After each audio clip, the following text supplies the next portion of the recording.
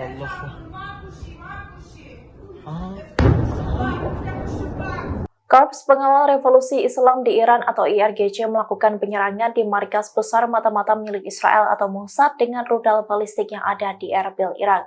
Lokasi tersebut rupanya berada di dekat kantor konsulat milik Amerika Serikat. Imbas serangan tersebut, kobaran api pun membara di sekitar lokasi sasaran rudal Iran. Inilah penampakan dari serangan rudal balistik Iran yang menghujani wilayah markas mata-mata Israel di Erbil, Irak. Diketahui jarak serangan itu sejauh 1.230 km, namun hanya mampu ditempuh dalam 5 menit. Iran mampu menghancurkan markas tersebut hanya dalam waktu 5 menit.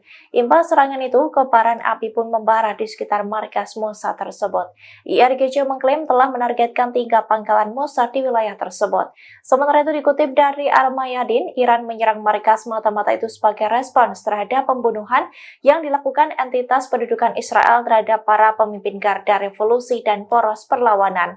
Markas besar Mossad yang menjadi sasaran adalah pusat pengembangan operasi spionase dan perencanaan operasi teroris di kawasan, terutama terhadap Iran. Di sisi lain, koresponden Al-Mayadin di Suriah mengaku mendengar suara ledakan yang mengguncang kota Aleppo. Selain itu dilaporkan pula ada suara ledakan sebanyak 7 kali di Erbil, wilayah Kurdistan. Lokasi markas yang berada di dekat konsulat AS itu membuat sirene di kantor itu pun berbunyi.